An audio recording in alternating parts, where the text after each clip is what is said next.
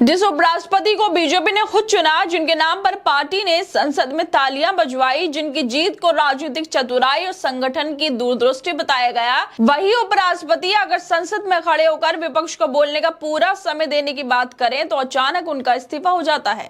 जगदीप धनखड़ कोई बाहर से आए व्यक्ति नहीं थे, वो सालों तक भाजपा के राजनीतिक और वैचारिक परिवेश से जुड़े रहे। उपराष्ट्रपति के तौर पर उन्होंने कई बार सरकार के पक्ष में मुखर होकर बोलने से परहेज भी नहीं किया, लेकिन एक बार जब उन्होंने विपक्ष को भी बोलने का अधिकार दिलाने की बात की तो जस्टिस वर्मा के खिलाफ विपक्षी महाभियोग प्रस्ताव को स्वीकार किया।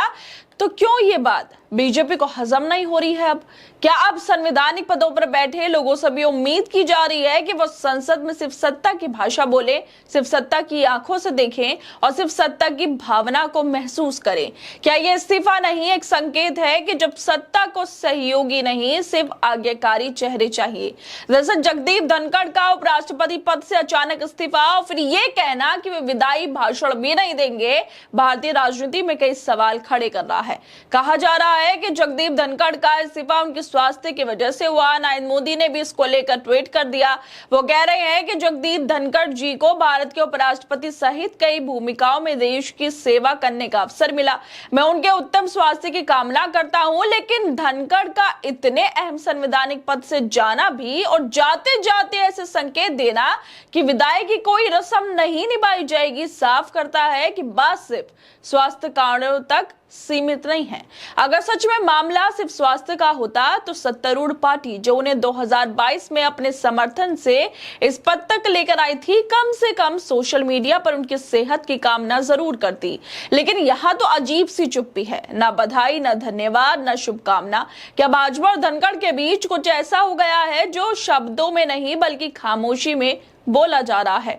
धनखड़ का अचानक विपक्ष के प्रति नरम रवैया और जस्टिस वर्मा के खिलाफ विपक्ष के महाभियोग प्रस्ताव को स्वीकार करना और विपक्ष ने इसमें अहम नोटिस स्वीकार करवाकर इस कार्रवाई के क्रेडिट को अपने पाले में भी कर लिया, जबकि सत्ता पक्ष को इसकी खबर नहीं लगी। कहा जा रहा है कि राज्यसभा चेयरमैन को नोटिस देने के एक्शन को पूरी तरह गोपनीय रखा गया और उसकी कोई फोटो तक नहीं खिंचवाई।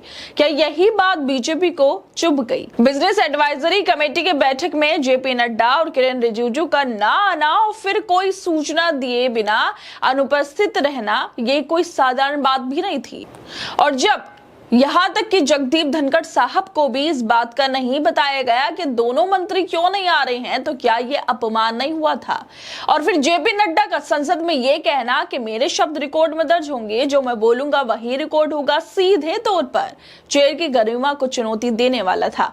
यह सीधे तौर पर चेयर का अपमान था, धनखड़ साहब का अपमान था। इन बातों के बीच ही जगदीप धनखड़ ने विपक्ष की तरफ अपना नरम रुख अपनाते हुए यह भी कहा था कि मैं विपक्ष को ऑपरेशन सिंदूर पर जितना समय चाहिए उतनी देर तक चर्चा सुनिश्चित करूंगा। ऑपरेशन सिंदूर जिसको लेकर बार बार ऐसी सच्चाई सामने आ रही है जो हैरान करने वाली है, लेकिन इस सच्चाई को छुपाया जा रहा है और इसी को लेकर विपक्ष संसद में बोलना चाहता है। और जगदीप धनखड़ साहब ने कह दिया था कि मैं विपक्ष को पूरा टाइम दूंगा ऑपरेशन सिंदूर पर बोलने के लिए, लेकिन बीजेपी वाले शायद बस रैलियां करना चाहते हैं, ऑपरेशन सिंदूर के नाम पर वोट मांगना चाहते हैं, लेकिन विपक्ष के सवाल नहीं सुनना चाहते। और इसी बीच धनखड़ साहब ने यह भी बोला था कि विपक्ष को पूरा टाइम दिया जाएगा इस पर बोलने के लिए। क्या यही बात भाजपा को नागवार गुजरी? क्या सत्ता पक्ष को यही डर था कि अगर विपक्ष को खुलकर बोलने का मौका मिला तो कई अनकहे सच सामने आ जाएंगे? क्या उपराष्ट्रपति का यह कहना कि चर्चा निष्पक्ष होगी और समय की कोई पाबंदी नहीं होगी सरकार को असहज कर गया? क्या नरेंद्र मोदी सरकार को अब सच सुनना भी गवारा नहीं है? क्या जो सत्ता के सामने सवाल उठाए वो चाहे संविधान का रक्षक ही क्यों ना हो, उसे चुपचाप किनारे कर दिया जाएगा? क्या विपक्ष को ऑपरेशन सिंदूर पर बोलने का वक्त देने से ऐसे राज बाहर आ जाते जिन्हें बीजेपी छुपाना चाहती है? मतलब साफ नजर आने लगा है कि कहीं ना कहीं सब कुछ राजी खुशी नहीं हुआ था। और जिस तरह से धनखड़ साहब का ये इस्तीफा अचानक से हो गया है जिसने हर किसी को हैरान कर दिया है, उसको लेकर कांग्रेस के नेशनल कोऑर्डिनेटर दीपक खत्री का भी ट्वीट सामने आया है। वो लिखते हैं कि मैं ऑपरेशन सिंदूर में विपक्ष को जितना समय चाहिए उतनी देर तक चर्चा सुनिश्चित करूंगा, ऐसा जगदीप धनखड़ साहब ने बोला। तो क्या यही वजह है कि उन्हें इस्तीफा देने के लिए मजबूर किया गया?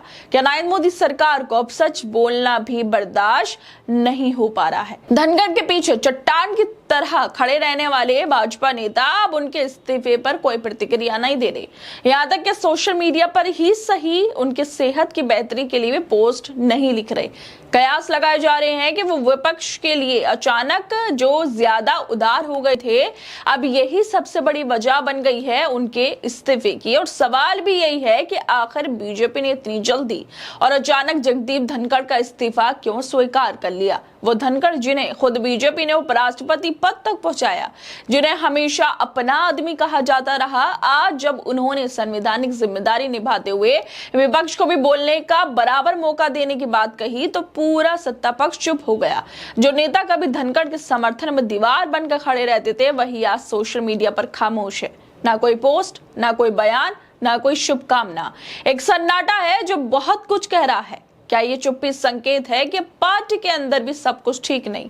क्या बीजेपी के अंदर कोई ऐसा टकराव चल रहा है जिसमें संविधान और राजनीति के रास्ते अब अलग अलग हो चुके हैं? और क्या यही वजह है कि ऑपरेशन सिंदूर जैसे गंभीर मामले पर विपक्ष को खुलकर बोलने देने की पहल धनखड़ के खिलाफ चली गई है और इसी वजह से उनका इस्तीफा भी हो गया है? खैर दोस्तों, आप लोगों को क्या लगता है इस वीडियो को लेकर? हमें अपनी राय जरूर दें और बाकी तमाम खबरों को देखने के लिए जुड़े रहिए हमारे साथ।